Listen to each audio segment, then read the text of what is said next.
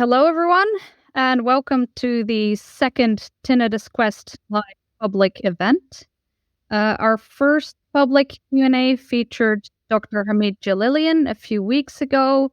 If you missed that one, you can find the recording of that event on tinnitusquest.com under the page called Events. This Q&A features Dr. Bertold Lungut. I will introduce him in a moment, but first I want to explain again why we are doing these public live events. So Tinnitus Quest is all about bringing the patient community and research community closer together. When we start giving out research grants, one of the hard conditions of receiving such a grant will be quarterly communication updates on research progress, both the successes and the failures. In the meantime, we're organizing these live events to kind of set the tone for a change in the tinnitus research landscape to become more open and patient-driven. We call it the Quiet Revolution. By the way, our fundraising so far is going quite well. In the first 2 weeks of website donations being open, we received about $7,000, which is a promising start. On top of that, a high net worth individual has donated $100,000 and says he wants to donate another $1 million soon. This means we're well on track to start our grants program by early next year.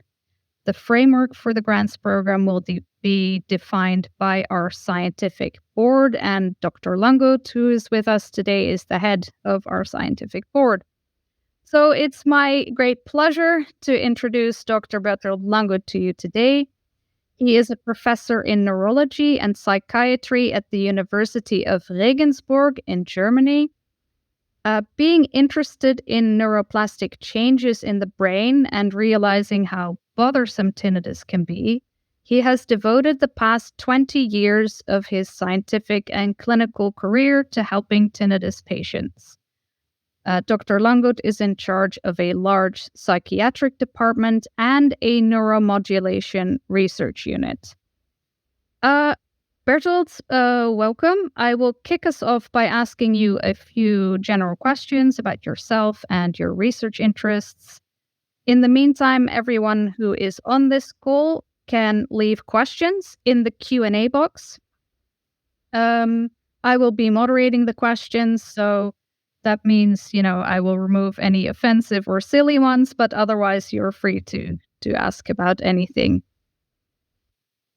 Marco, if you could put Bertold on stage. All right, so I will call you Bertold going forward, not Dr. Lungut, if that's okay. Bertold, sure. Can you just give us an outline of your career and in particular how it pertains to tinnitus?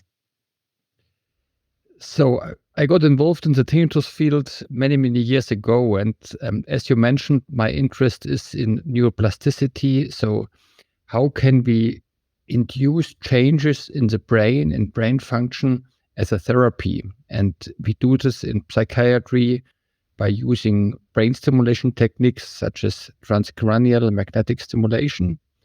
And about 20 years ago, there were first findings that tinnitus is related to activity changes in the brain. And our idea was we would try to reduce this kind of tinnitus-related increased activity in the brain in order to treat tinnitus patients. So there was an entirely new approach at that time. I think over the last 20 years, we have learned that there are various changes in the brain, but 20 years ago, there was still the opinion that tinnitus is somehow generated in the ear. So it was a new approach to treat the brain in order to treat tinnitus. So our first study was quite successful. So we could help some patients, not all of them, but some patients. So they had a reduction of their tinnitus. So we were very enthusiastic and we were overwhelmed by the interest of patients. And I realized that there are so many patients who are untreated and who are really suffering a lot, and they really need help. And so that was my motivation to deep to focus more and focus deeper into the tinnitus field. And since then I'm there, and my research still is focusing on neuromodulation approaches in order to reduce tinnitus. I already can tell that unfortunately our approach with transcranial magnetic stimulation has not turned out to be so successful as we would have expected, even if we changed the the protocols and changed the approach, but still it's the results are not convincing, or not at a point that we could recommend it for regular use. But we also tried to better understand some form of auditory stimulation, specific sound stimulation, the combination of sound stimulation with brain stimulation. We also focused on cognitive behavioral therapy and also on clinical trial design. It's also very important. When we started 20 years ago, there was practically no standard for clinical trials. Everybody did the studies in a slightly different ways. There was no clear standard how to assess tinnitus. You all know tinnitus is a subjective condition, so it's not so easy to measure whether a treatment has an effect. So we try to develop standards for that. And I think a very important aspect of our research was also that we realized that there's many different forms of tinnitus.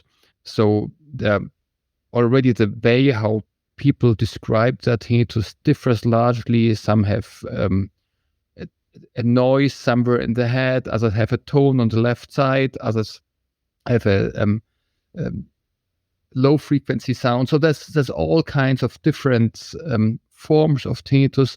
We also realize that there are some people who tell us, yes, they have the tinnitus sound, but they are not bothered by it.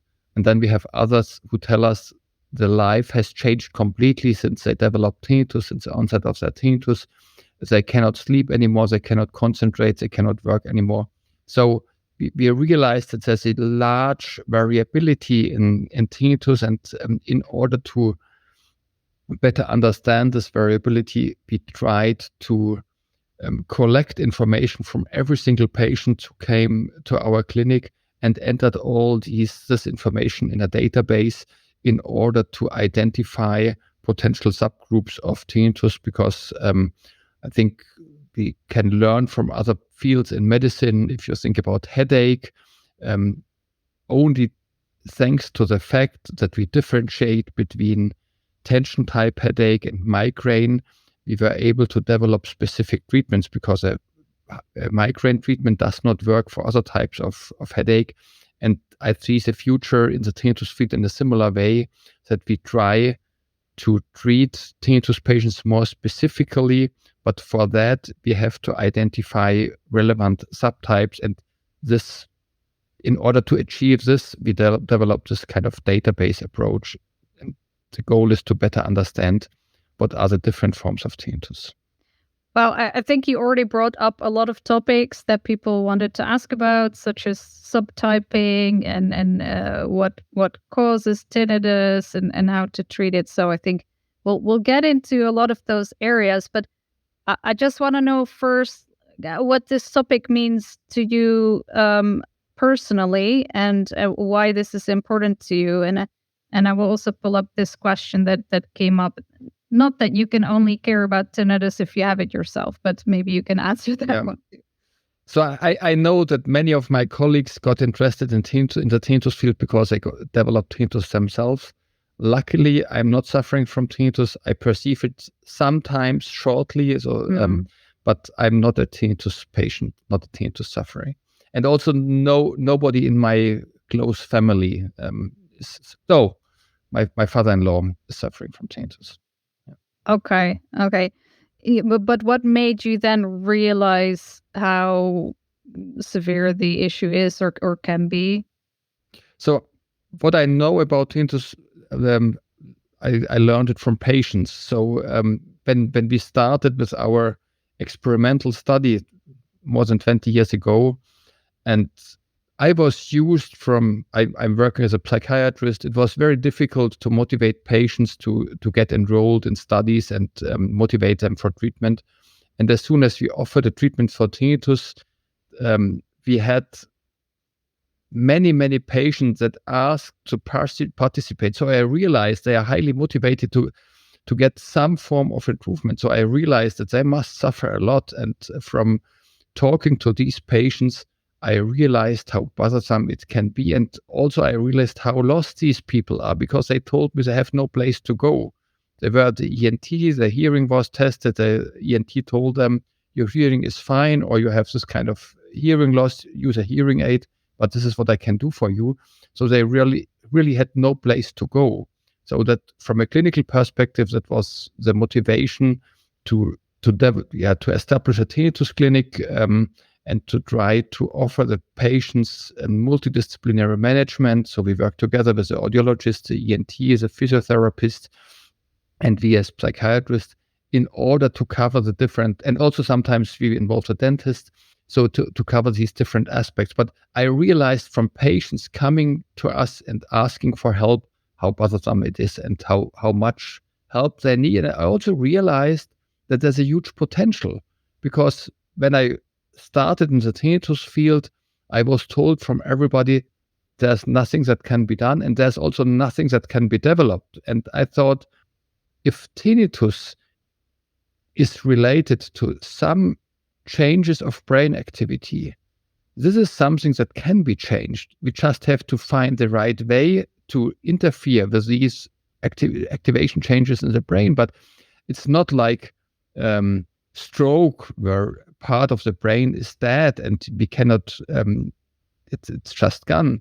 So in tinnitus, we have just functional alterations. So the nerve activity is altered. So it's something that can be changed. So we should try to look for solutions in order to change this. And you all know that it turns out to be harder than thought to induce really changes in tinnitus related brain activity. It's very difficult to reduce the tinnitus related brain activity, but it's doable. There's no reason to believe that tinnitus cannot be cured. Yeah, but let's dive a bit deeper into the tinnitus models aspect, because you talked a bit about changes in the brain. Maybe we can go a little bit deeper on what that means. And I'll pull up this question as well, but it refers to one specific model, I believe, of what could cause tinnitus. And I think there are other models as well. And by the way, these models are, to my knowledge, not necessarily mutually exclusive, but I don't think there's clear consensus on what is the model. So can you talk a bit more about how would you describe sort of the mechanics of how tinnitus is generated in the ear and the brain? Yeah, so as I mentioned beforehand, we always have to be a little bit careful, because we assume that there are different forms of tinnitus, and also these different forms might differ in the relevant mechanisms. Oh. But I think the what we find in the majority of tinnitus patients is some form of hearing loss. And the model that Hazel mentioned, the model of thalamocortical dysrhythmia, is a model of how the brain reacts on some lack of sensory input. So this sounds a little bit complicated, but what is happening? Normally, if we hear, a sound signal is converted by the hair cells in the ear into a nerve signal, and this nerve signal is sent to the brain, and in the brain, it's processed on different levels till it reaches the auditory cortex, where it is consciously perceived together with some other brain areas. And the thalamocortical model describes the last step in this processing. So the thalamus is a kind of a filter station, a relay station in the brain, and from the thalamus, the information goes then to the cortex and to the auditory cortex in the brain. And this model was developed by Rodolfo Linus, a neurophysiologist in New York. And he developed this model as a kind of a model how the brain acts or react on some missing information. So you can imagine if you have some form of hearing loss, there's not enough information coming to the thalamus, to this relay station.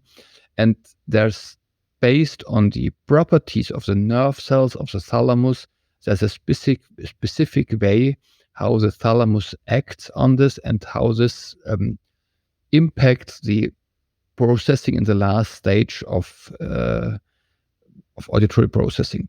And I think this model explains some of our clinical phenomena. It doesn't explain everything. And it also only reflects the last step in this processing, the step from the thalamus to the cortex. But before, we have many other steps, and many other researchers have proposed additional models, alternative models. I think it's very important that definitely these models are not exclusive. They are complementary. They describe different aspects. I think the thalamocortical dysrhythmia has helped us a lot to better understand tinnitus, and is well supported by data from electroencephalography and magnetoencephalography. So measures how we measure brain activity in tinnitus patients, and we find in many patients exactly the pattern of brain activity that has been predicted by this model. So let's stick a little bit more with causes and characteristics of tinnitus, and then maybe we can move more to the treatment side. So this was also a pre-submitted question. I think all of these came from Reddit and probably Tinnitus Talks. So you did mention subtyping and the importance of subtyping, but there's no clear agreement on that. Do you think that we will achieve agreement on that soon? Yeah, I think we have to be aware that this is a stepwise process, and I think we already achieved agreement on a very important aspect. And this aspect is that together with many colleagues, we proposed 3 years ago to differentiate between tinnitus and tinnitus disorder. So it's important to know that all medical conditions, all diseases are classified in international classification systems by the WHO. And in this classification system, there exists tinnitus as one diagnostic entity. It's in the field of ENT disorders, so hearing disorders, but there's no differentiation in the sense whether people are suffering from it or not. So you might know that many people perceive tinnitus, but they are not suffering from it. And then we have others who are severely suffering from it. And as long as, and I think that's the first most important differentiation, because as long as we do not differ, tinnitus is also not perceived by the health authorities as a major problem, because they say, yes, it's just you perceive a sound at the ear, but it's not impairing you in your ability to lead a normal life and the ability to work and so on. Your quality of life is not changed if you just perceive a sound. And this might be true for some people who have tinnitus, but then we have others, and they also say tinnitus is just a symptom. It's not a disorder, it's not a disease. But we see all our patients who are severely impaired by their tinnitus. They cannot sleep, they develop depression, they have difficulties to concentrate. They're just impaired in many aspects of their life. And our proposal is that this should be named tinnitus disorder. And we have written a paper where we proposed to differentiate between tinnitus on one side for just perceiving a sound, and tinnitus disorder for perceiving a sound plus suffering from that. And there was consensus from a large group of leading tinnitus researchers worldwide. And we are now negotiating with the WHO that these two different types, tinnitus on one side and tinnitus disorders, are entered in this international classification system from the WHO. So just to tell you, we already have a consensus on this step, that there's a difference between only having tinnitus and suffering from it. And then for sure, the next step is what are further relevant subtypes. And this is indeed not so easy. I think the first aspect is that we identify subtypes. And what means identifying subtypes. It means that we can identify criteria that are also relevant for treatment. So it makes no sense to just identify a subtype which has no further relevance. But if we say patient has criteria X, Y, Z, and if the patient has these criteria, this is a patient who will respond from therapy A or B. Let's say we have some hints that patients with more somatoform tinnitus, with more somatosensoric influences on that tinnitus, might have a better benefit from everything which is related to physiotherapy. And I think we have to refine this in order to exactly say, this is somatosensoric tinnitus. We also have a consensus on that, but it's still a refinement. It's also a question, is it really a different type, or is it more or less of the somatosensoric tinnitus? So we are working on that. We have consensus, and I think it's a stepwise process, and we make progress on that. I think this question is somehow related because some researchers argue that there could be a difference between a tinnitus that is constant and a tinnitus that is very intermittent or fluctuates a lot. I'm not sure if you would agree with that or not. But in any case, a lot of people who have highly fluctuating tinnitus, that it seems to be more difficult to get used to that when it's constantly changing, and people are wondering, why is it constantly changing? Yeah. Also, I agree with you. I think it's definitely a different type of tinnitus. So we have these people who tell the tinnitus is there all the time, and then we have people who tell us, I have days where I have no tinnitus at all, and then I have days when the tinnitus is there, and we have all kind of patterns. Some patients report a kind of a 3-day pattern. So one day is without tinnitus, one day is with slight tinnitus, the second day is with moderate, the third is with extreme, and then they start again with no tinnitus, something like that.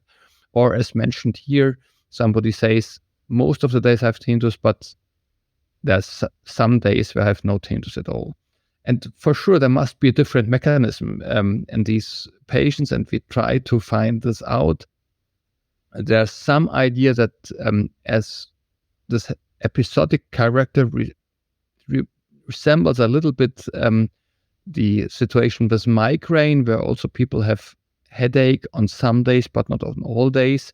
So there's a concept that in some people with tinnitus, there might be some form of cochlear migraine. So tinnitus might be a symptom of migraine, even if these people have no headache. So that's a possibility, but it's typically those who say, once a week I have one day with bad tinnitus. So here's a little bit different. The good day is rather the exemption and not the rule. So after 2 weeks, there's 1 day of no tinnitus.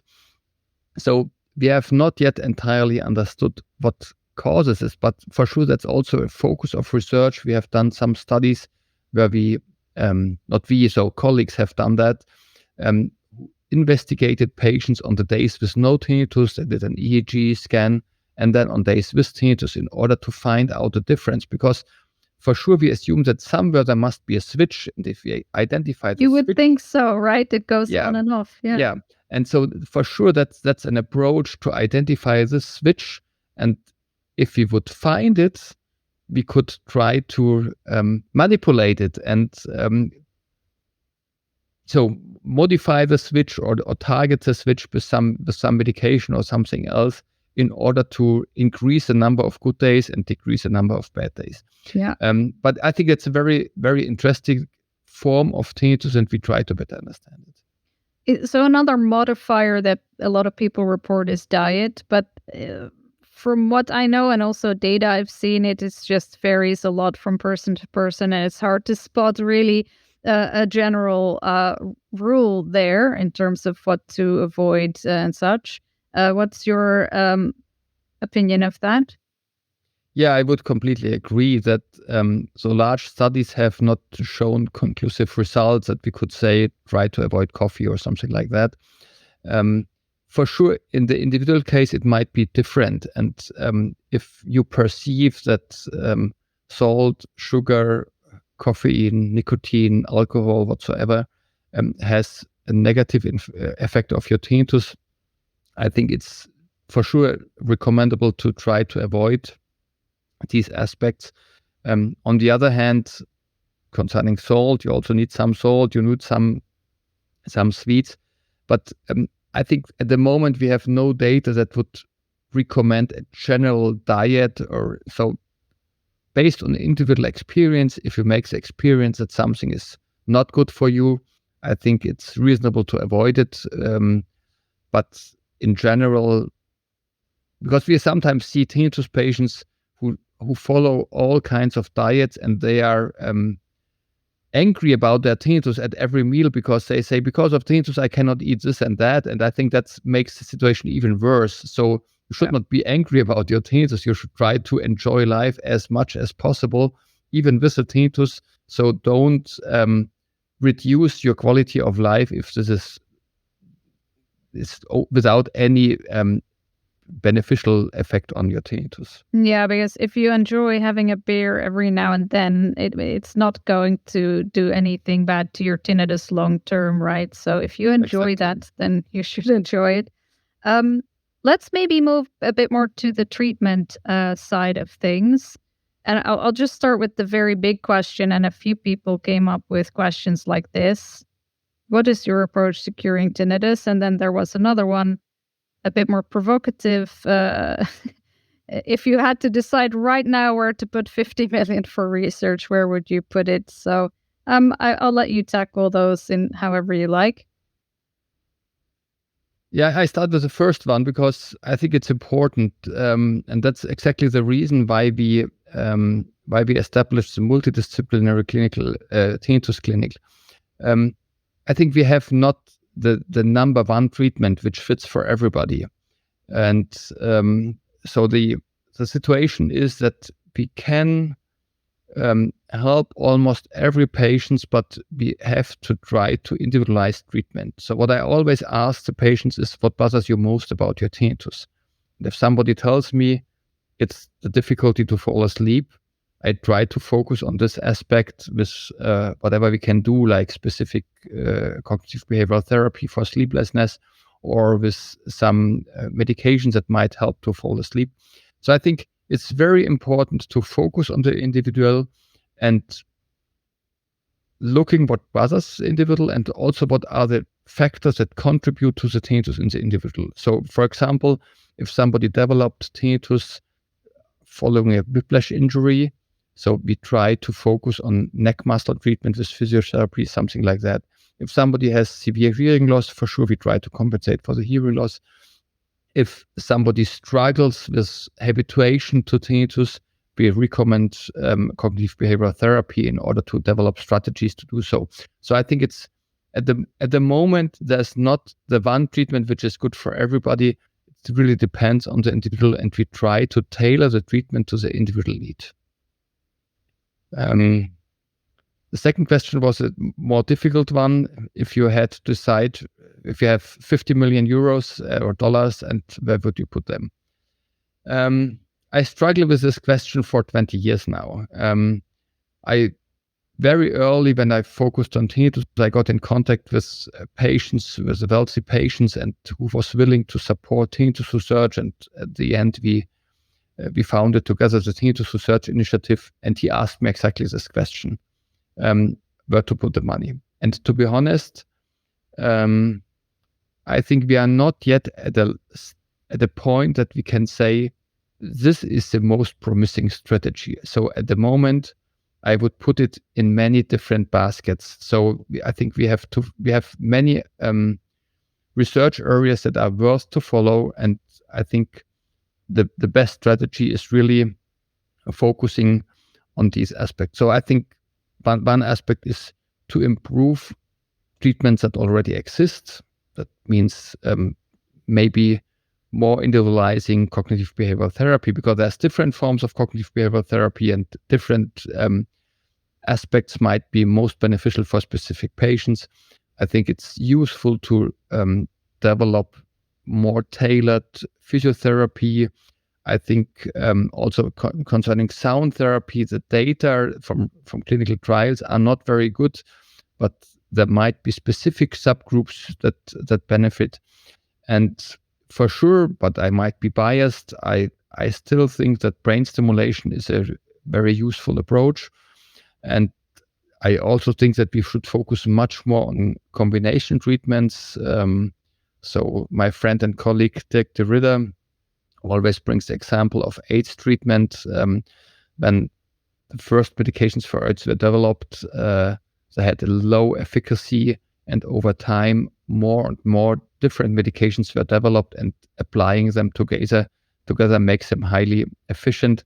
So I think that's something we also have to follow, to combine different treatments. And for sure, I still see a huge potential in pharmacological treatment. It's a kind of a tragedy, because we have lidocaine, which can stop tinnitus in 70% of the patients. But unfortunately, because of side effects, we cannot apply lidocaine as a routine treatment for tinnitus. And we haven't found any other medication which mimics the effect of lidocaine and can be applied. But in principle, it shows that it can be done. It can be done. Yeah. And I think we should not give up, even if we have had many failures and many treatments that were not successful.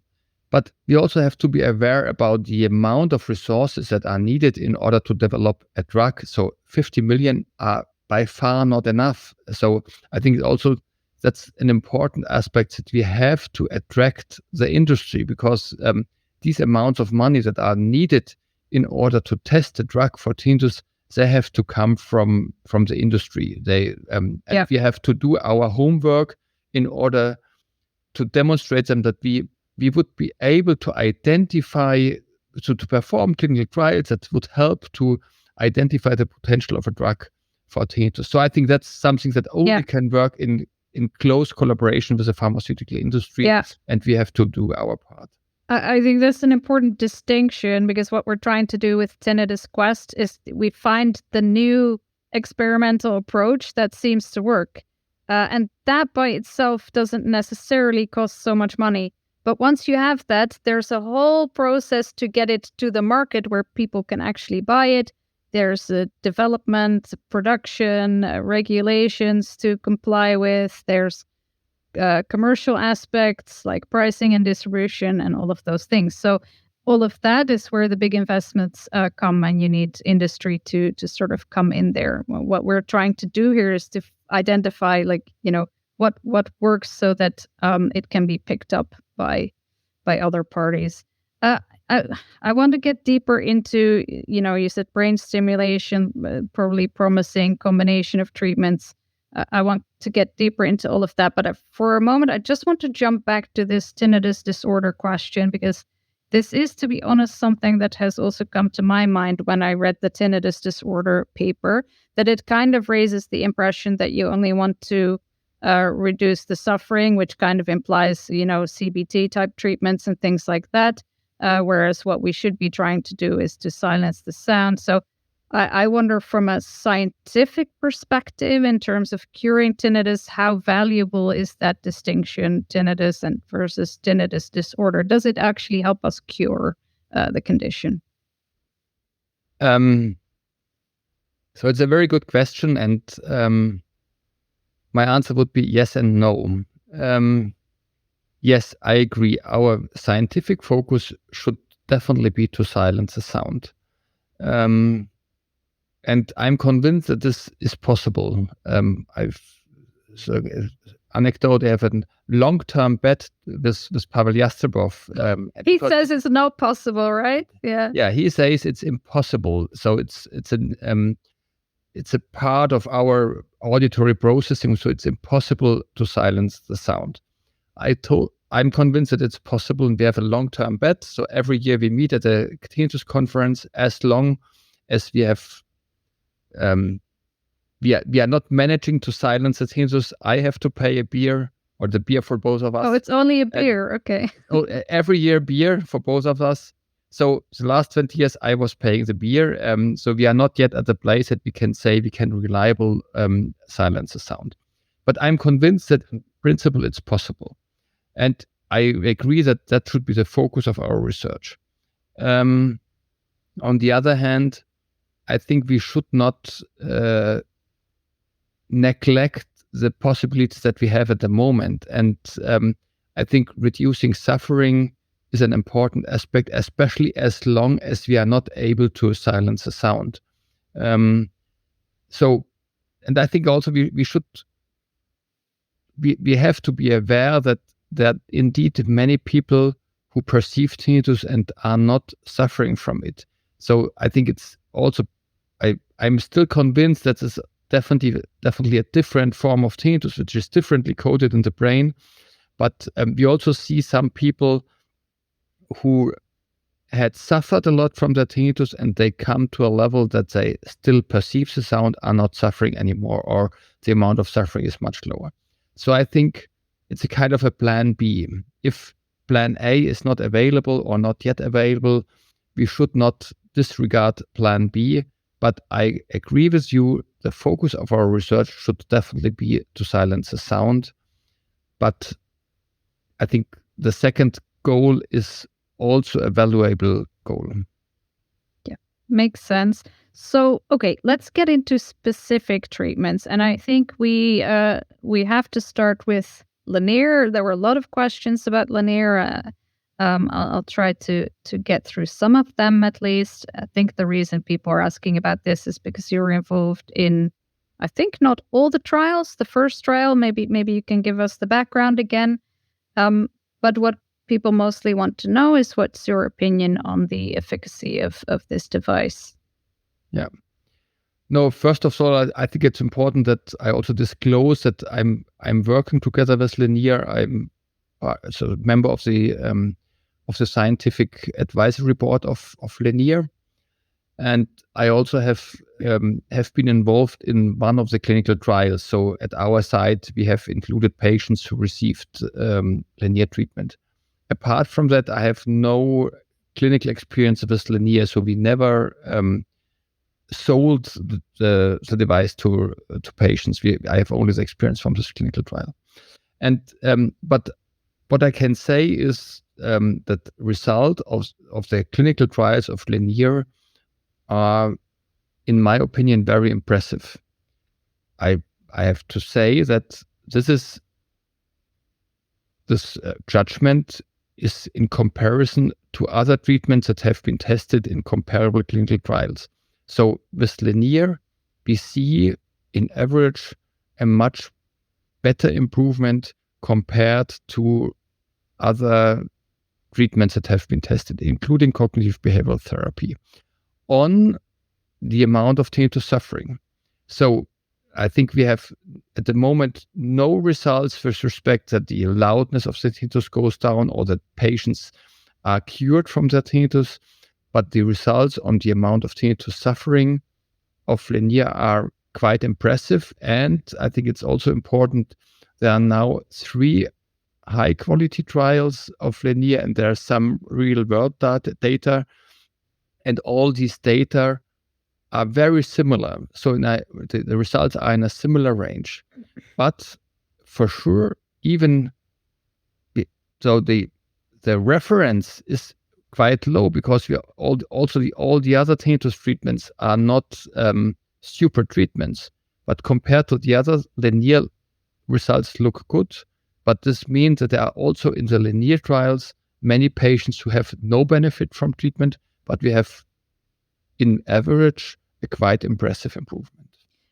Is there anything known about why some people respond and others don't? Unfortunately not. So for sure we would like to know, and we also had some hypotheses that this might be related to the amount of hearing loss or to the amount of somatosensoric components to the tinnitus. And we also had, in the beginning, we had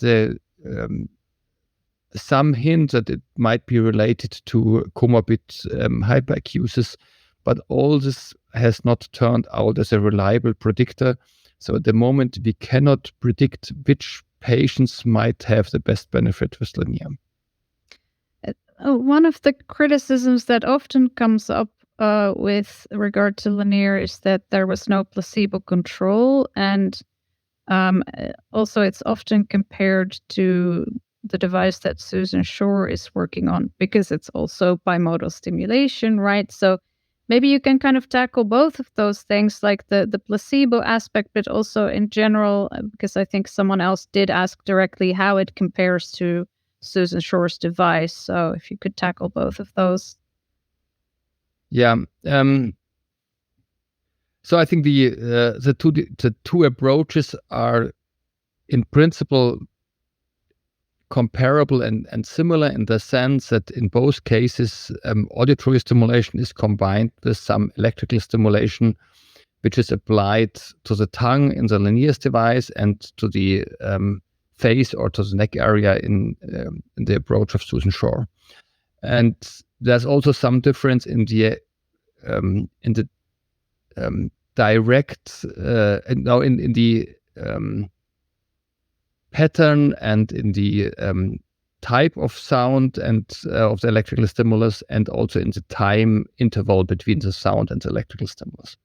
The question is how relevant these time intervals are. We don't know yet. So based on the theory of Susan Shore, the time intervals are highly relevant. Based on the results from Lanier, they seem not to be so relevant, this kind of time interval between electrical and auditory stimulus.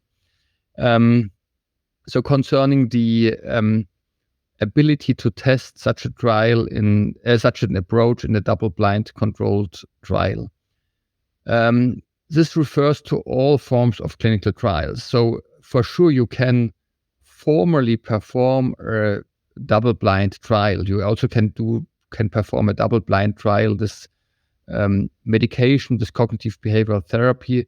The question is whether this blinding is really efficient, because if in one case a patient hears a tone and in the other case he doesn't hear a tone, or in one case a patient feels an electrical sensation and in the other case not, so it might be that you don't tell the patients beforehand, we don't know which kind of stimulation you get, but the patient feels it and the patient can tell. So at the end, it's not really blinded, but the patient is not told to which group he or she is randomized, but still the patient feels it. So it's not a real blinding. But for sure, you can do it. You can say, I didn't tell the patient which type of treatment he or she got, but still the question is this a real blinding?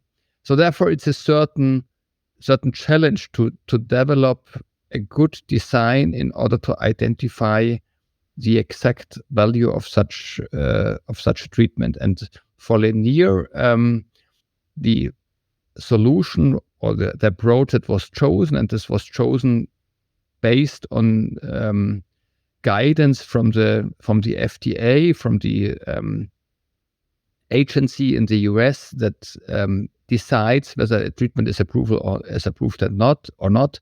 And the approach was that in Lanier patients, or in the Lanier study, patients received first sound only. So they received the original sound treatment of the bimodal stimulation.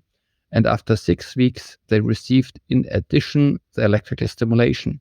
And the FDA told if the combination, so the additional electrical stimulation, has a larger effect than the sound stimulation alone, then we are willing to approve the device.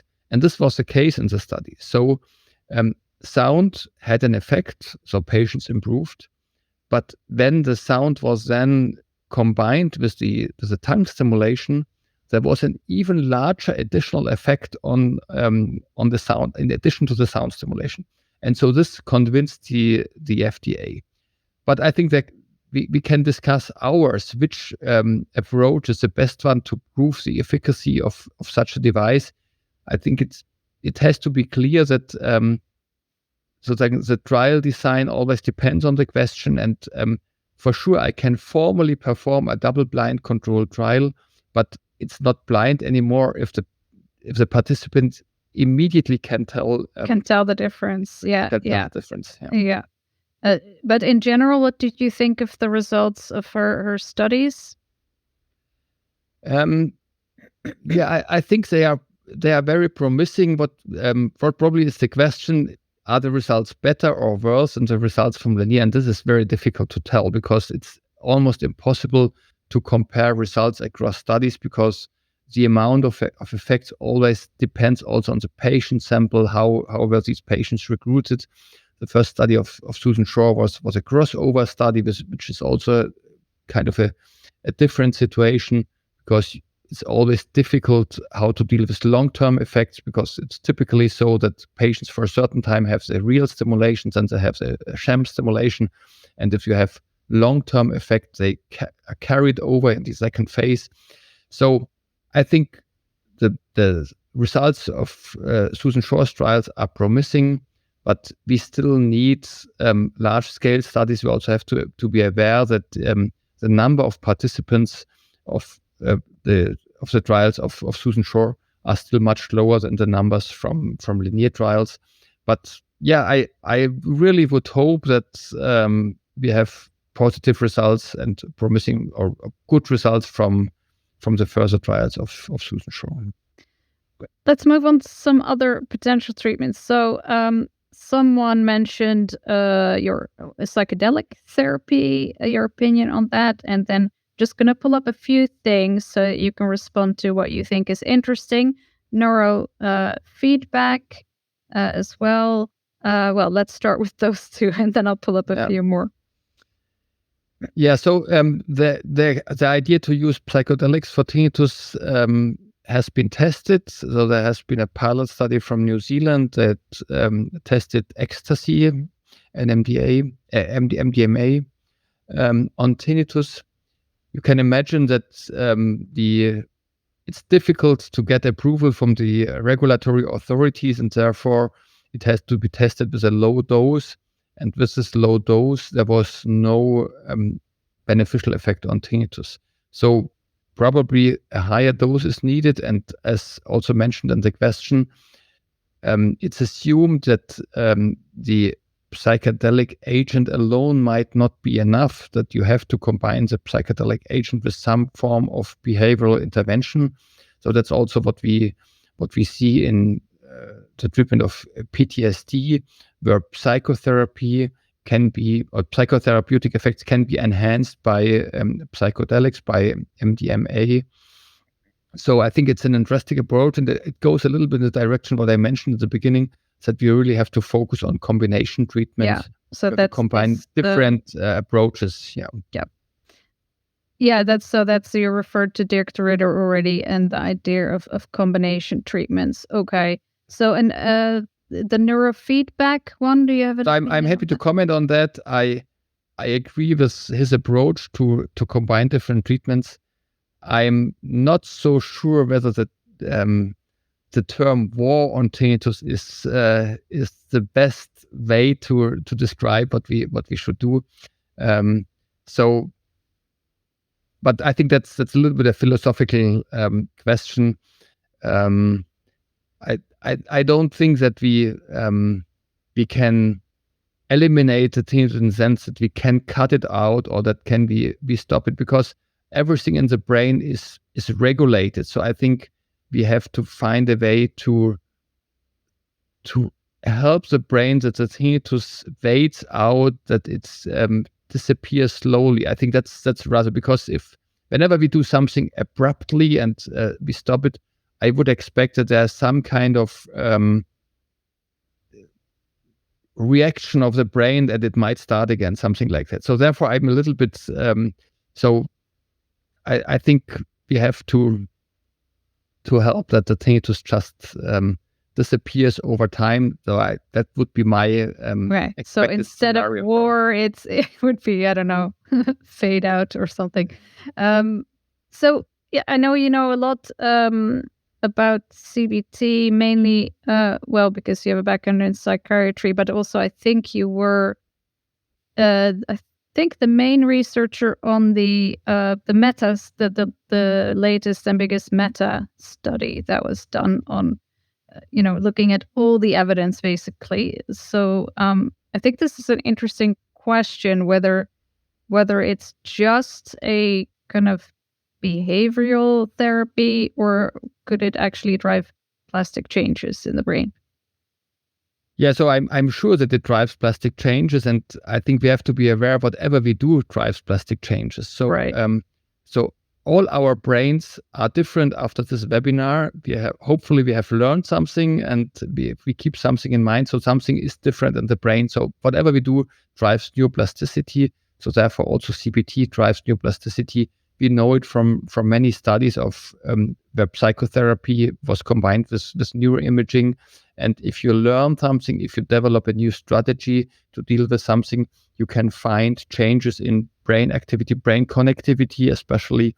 So that's definitely so that with CBT we induce some learning mechanisms, and learning is equivalent to neuroplasticity.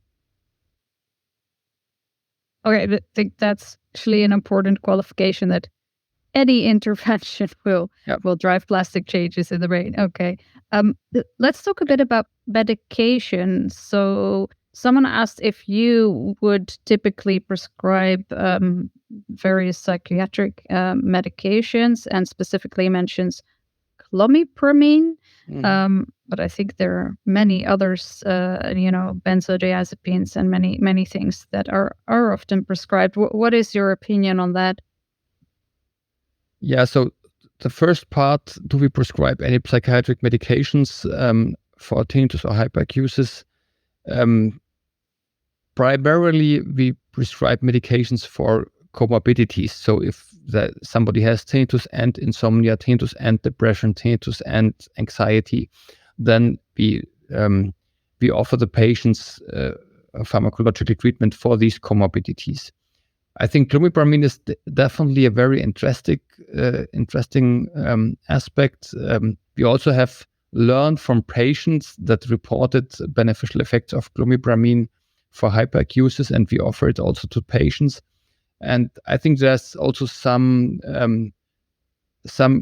good hypothesis on that. So we know that the serotonergic system is involved in the loudness perception of sounds. So the amount of loudness, so how loud a sound is perceived, is modulated via serotonin, and therefore in hyperacusis we assume that the serotonergic system is involved, and clomipramine is an agent which is highly active on the serotonergic system, and we offer it to patients, and in some cases we have positive effects, but not in all patients. So, and also not every patient is willing to take clomipramine. Anyhow, especially in hyperacusis, I think most important are behavioral recommendations, because we know that avoidance of sounds makes hyperacusis even worse. So we try to educate the patients that they should try to expose them to normal sounds to increase the exposure level, because just protecting you from sounds, avoiding sounds, makes a hyperacusis worse. But we also offer clomipramine as an experimental treatment. Maybe a little sidestep into hyperacusis, because there were a few questions that came up, like this one: do you believe it to be of the same origin as tinnitus? And find the other one. Yeah, a little bit.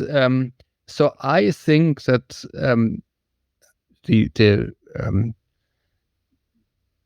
the occurrence of hyperacusis characterizes a specific subtype of tinnitus. I think tinnitus plus hyperacusis is a specific subtype of tinnitus, and in those patients who have hyperacusis and tinnitus, I assume that both symptoms are related to a similar mechanism in the brain, but I think it's specific to this kind of combination of hyperacusis and tinnitus. That was also the reason that we looked specifically in the Lanier trial on patients with tinnitus and hyperacusis, because we assume that this might be a different subtype with a specific pathophysiological mechanism. And what is your opinion on tinnitus retraining therapy?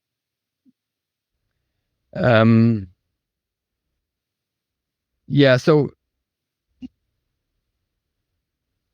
the studies of tinnitus retraining therapy have provided mixed results. We have not really good clinical trials, with good methodology, with positive effects on tinnitus retaining therapy.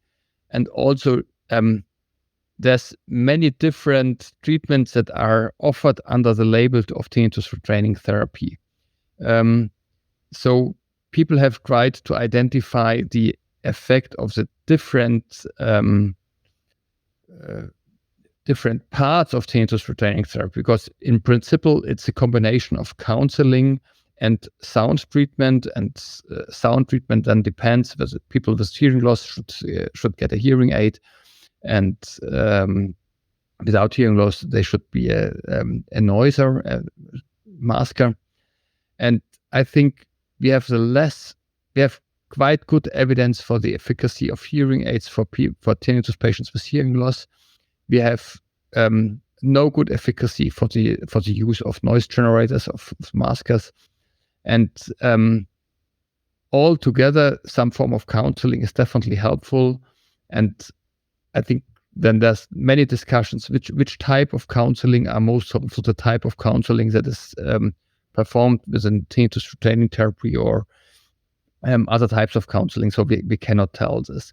So I think the highest merit of tinnitus retraining therapy is a historical merit, because when Pavel Yastrебov developed the tinnitus retraining therapy, there was nothing that could be offered. And at that time, it was the first time that somebody came up and said, look, we can do something, and we have to educate the patient and provide some tools in order to help the patients to get control over his or her tinnitus. And based on that, there was some important development for the tinnitus field. So I think that's the most important merit of the tinnitus retraining therapy. And I think another aspect is that at that time, people have told it will get better, but it will take 1 or 2 years. And we know that the tinnitus gets better over time in the majority of cases. So also this was something that was helpful for the patient. They were really, they had acute tinnitus, they were suffering a lot. Everybody else told them there's nothing that can be done. And then with tinnitus retraining therapy, somebody told them, look, there's something you can do. You can do this and that. You can use hearing aids. You can use a masker. And you will see after a year or two, you will do better. And I think that was a first step to be more active towards treatment of tinnitus. But as the ingredients of tinnitus retaining therapy are not highly effective, so I agree it's in the range of standard of care. Yeah. But yeah. I will maybe pick out 1 or 2 more treatment questions, and then I also want to address a bit more like advocacy, awareness type questions. But I want to ask you, Bertold, if how long you're able to stay around still. Yeah, still 20 minutes is fine. Okay, because I think there's still a few really good questions, so let's try to address those. Well, I think this one about migraine medication, I think you briefly mentioned it, and I assume this came up because of the Q&A we did with Dr. Jalilian a few weeks ago. But what is your opinion on migraine medication for tinnitus? Yeah, so again, it's as my answer is similar to many other questions about treatment. It depends on the individual case. So if I see a patient who tells me he or she has episodic tinnitus, and it really resembles a pattern of migraine, I ask the patients to test typical migraine medications like triptans, whether they have an impact on their tinnitus. If this is the case, then I offer them long-term medications for migraine like topiramate or beta blockers or antidepressants, which are helpful for chronic migraine patients. But I think that this is only valid for patients where the pattern of the tinnitus really resembles migraine, which means it must be some form of episodic tinnitus. For constant tinnitus, I don't see that the pathophysiology is similar like migraine.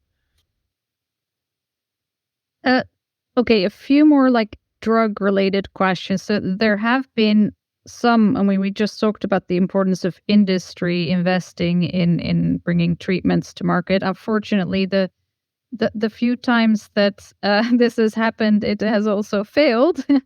What do you think? And I'm not sure if this falls too far outside of your field of expertise, but what would you attribute these failures to?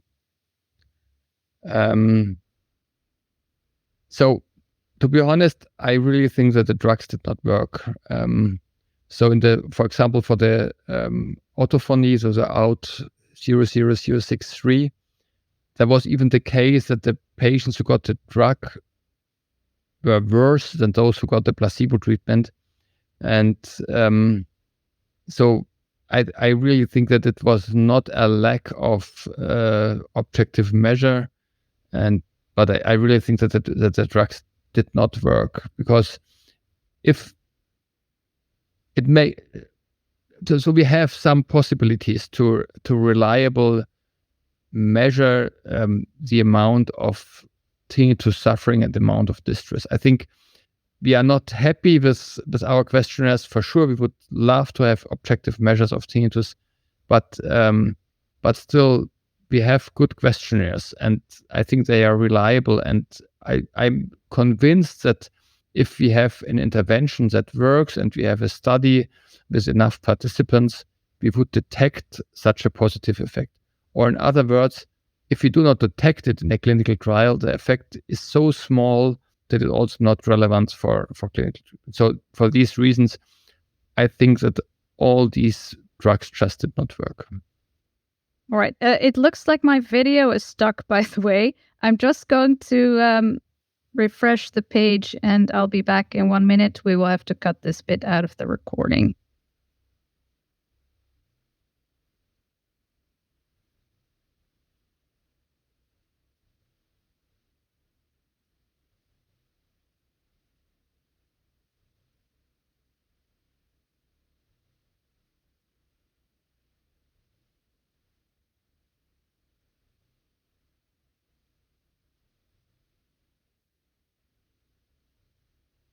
Yeah, perfect. Looks like we're good again. Sorry about the interruption. Yeah, then, okay, so we talked about the past drugs that have failed. There was also a question about potential future drugs that are being developed. And again, I'm not sure how close this is to your field of expertise. But do you think any of the drugs currently being worked on could reduce tinnitus? And maybe just for the audience who are not familiar with these names here. So neurotrophin is thought to have potential to repair damaged neurons in the auditory nerve, if I understand correctly. And there's a company called Silcare Pharmaceuticals that is working on that. And Xen 1101 is from Xenon Pharmaceuticals. It's a potassium channel opener, but my understanding is that it's actually meant for depression and not for tinnitus. So in any case, if you have any opinions on those, we'd love to hear them.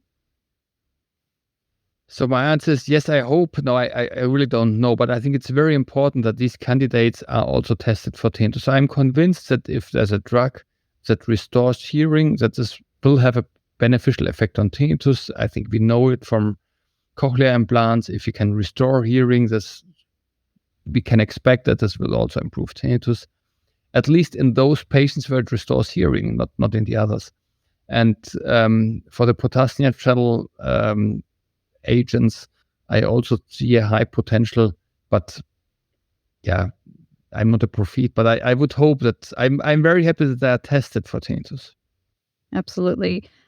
Someone brought up this question because I did mention the neurofeedback before, but I don't think you addressed it, but I'm not sure if you have a clear opinion on it. Yeah, so typical neurofeedback treatment is EEG-based neurofeedback treatment, and there have been studies that investigated neurofeedback with positive results, but moderate effects. For sure, there's different forms of neurofeedback, and there's also now fMRI-based neurofeedback. So I think it's still on a stage that you say promising, but you also have to be aware that it requires lots of training, it requires many sessions. And so compared to the to the amount of sessions you need, the effects are small. And I think we also need more efficient neurofeedback strategies in order to be applied for routine treatment. I think it's still kind of a experimental treatment.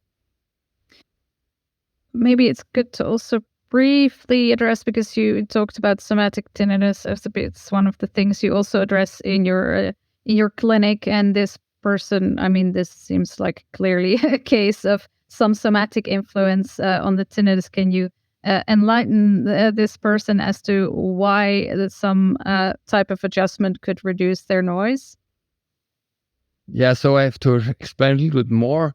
So we know that the perception of sounds are modulated by nerve input from the muscle in the neck, and also from the face, from the temporomandibular joint. And in many patients, some kind of increased muscle tension in this area is responsible for causing the tinnitus. So typically these people have no or less hearing loss, but they have muscle tension in the neck muscles or the face muscles and temporomandibular joint. And typically, or in many cases, these kind of muscle tension in the neck are also related to some form of disbalance along the body, because typically the neck has to compensate for everybody what is below in order to keep the head in the right position. And therefore, in those patients, there's a benefit from physiotherapeutic or chiropractic treatment that helps to reduce this muscle tension, and this can also be helpful for tinnitus. So we have well understood how it works, and you are the lucky man where it works, because unfortunately it doesn't work in everybody. Right. This is maybe not really, well, it's kind of a treatment question, because I'm sure this comes up a lot in your clinic, even for people who don't necessarily have hyperacusis. But I feel like a lot of people with tinnitus have some kind of sound sensitivity, whether you call it hyperacusis or not. And, in general, are also wary of damaging their hearing, because that is in many cases what triggered the tinnitus in the first place, right? So do you have any advice on how to deal with noise exposure? Yeah, I understand the point. And so what the ENT doctors tell, that sounds below 85 decibel are harmless, at least if we are not exposed for long times. So this refers to that such sounds cannot cause, or typically do not cause, any damage to the hair cells. So that these sounds should not, or normally do not, cause any form of hearing loss by hair cell loss. But for sure, we have this experience from many patients. They told that some sound exacerbates their tinnitus. It can be loud sounds. It can be some specific sounds. It's very difficult what is the case here, but in many cases also this is related to some form of anxiety, because people perceive that in a certain situation the tinnitus got worse. Then they are again exposed to a louder sound. Then they are very anxious about worsening of their tinnitus. They focus more on the tinnitus, and so this is causing. To get rid of the phone there. Yeah.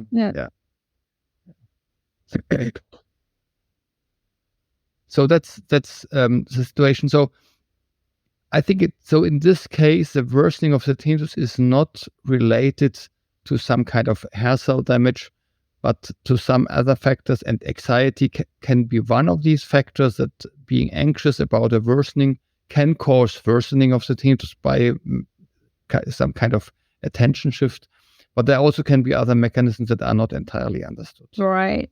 But it's not necessarily the case that this general rule of everything below 85 dBs are harmless.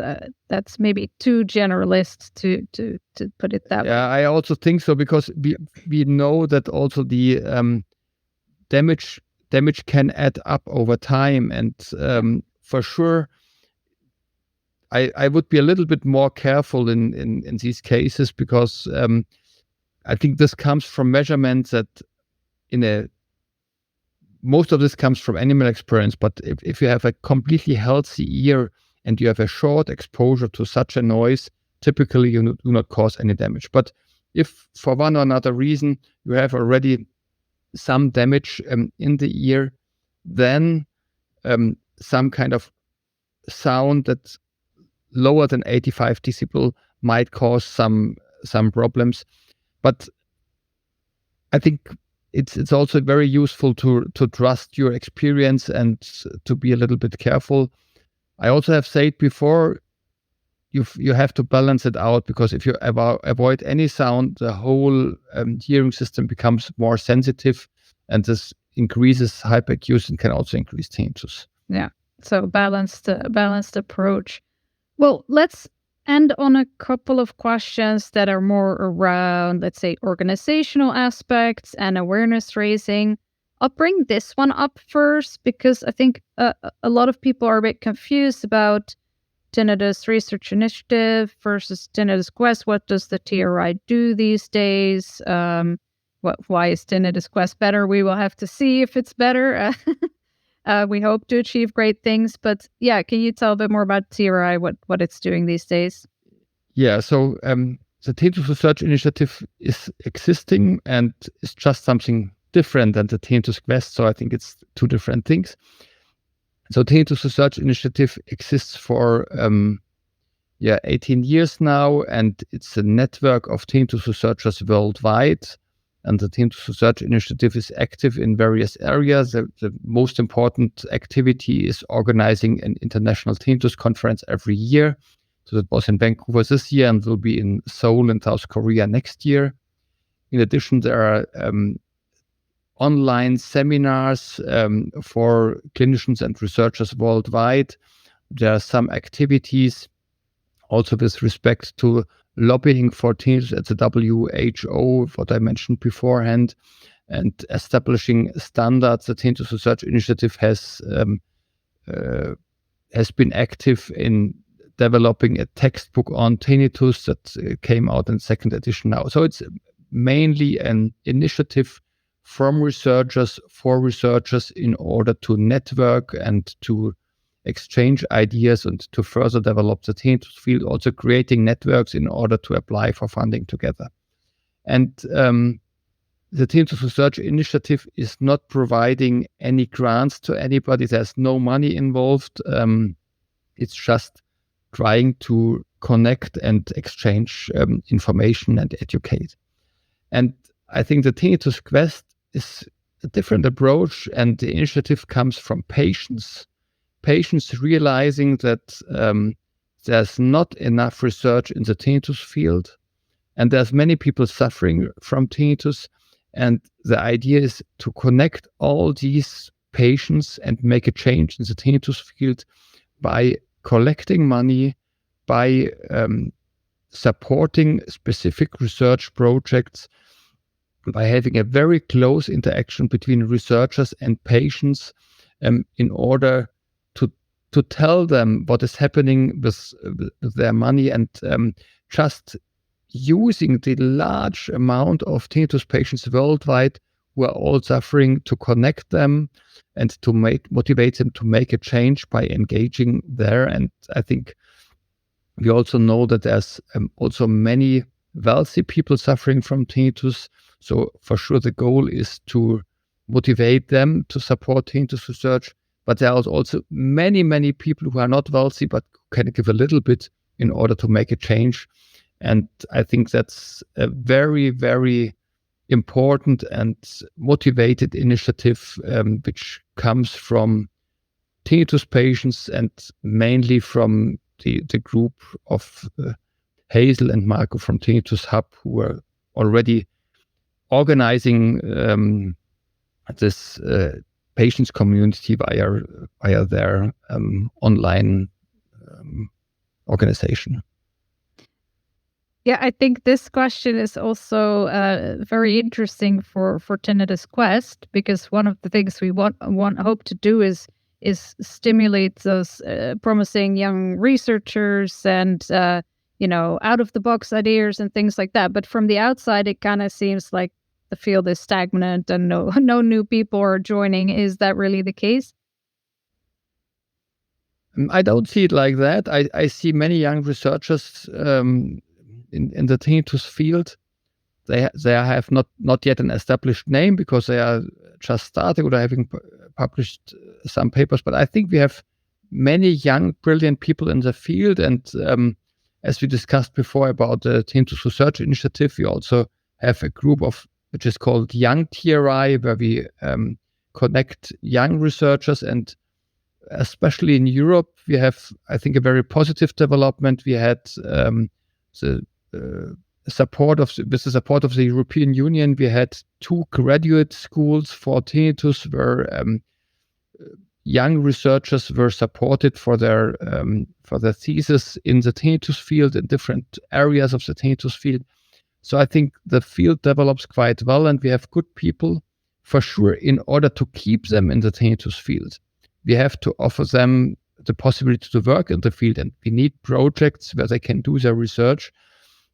Otherwise, they will disappear from the field and continue their work in other research areas. Oh, that's promising to hear. This is a very heavy question, but I do think it's important to acknowledge this topic. And should we, do you think in general that more awareness raising around how severe the condition can be for some people, would that help, or is there enough awareness on that? I think it's important, and that's exactly what I mentioned before, why I think it's important to have tinnitus disorder as a separate diagnosis that can be classified.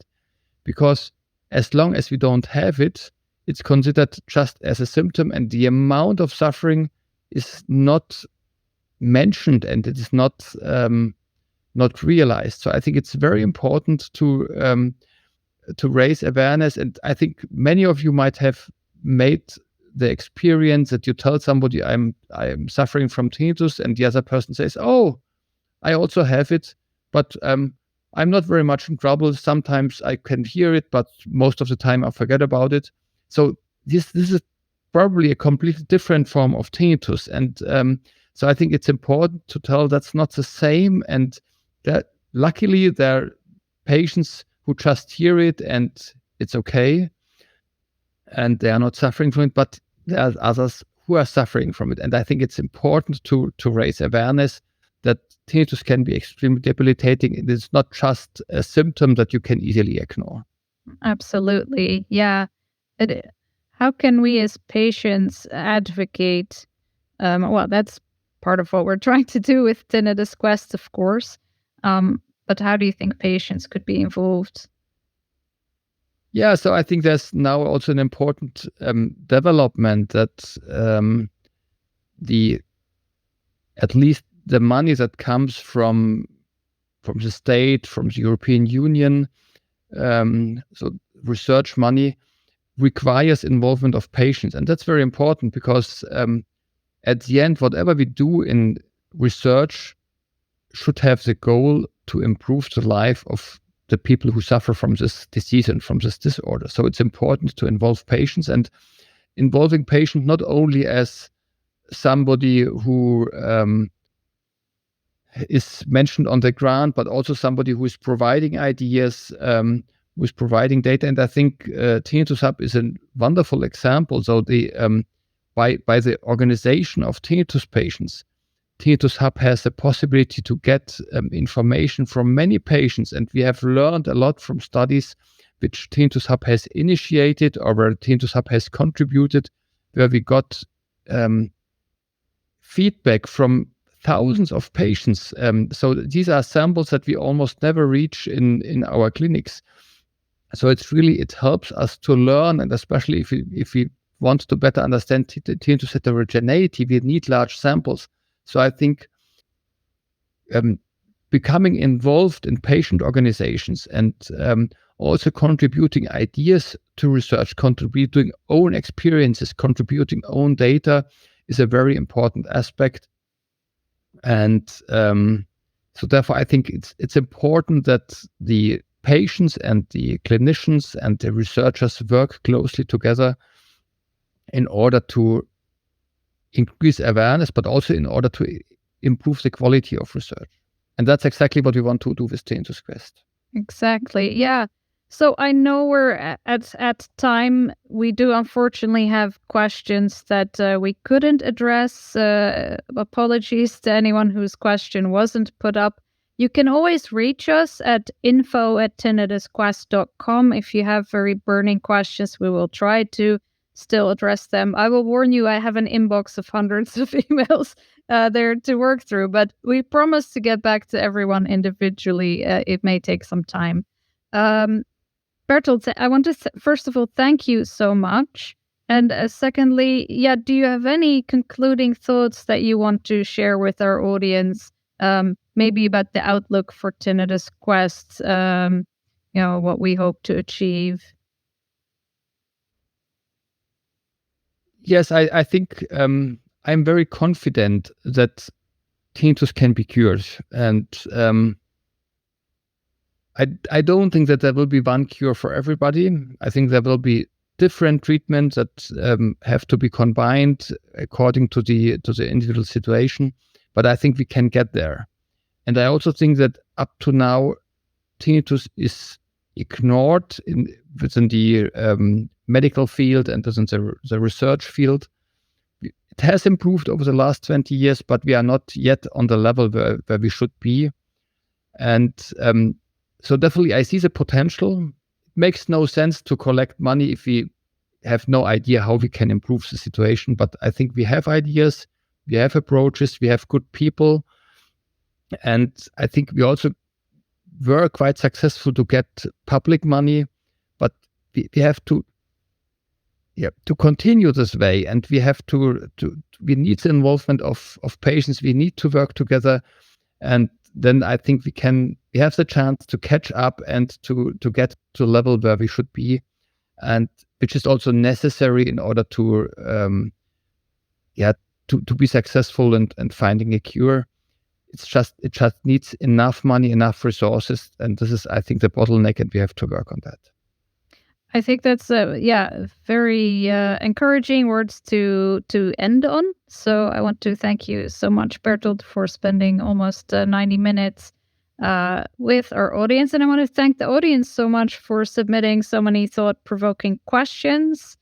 We'll end this event now, but please note there will be more Q&As and public events coming up. You can always check tinnitusquest.com. We have a page called Events where you can see the recordings of past events and register for future events. So we hope to see you there. And thank you, everyone, and have a great morning, afternoon, or evening. Goodbye. Bye-bye.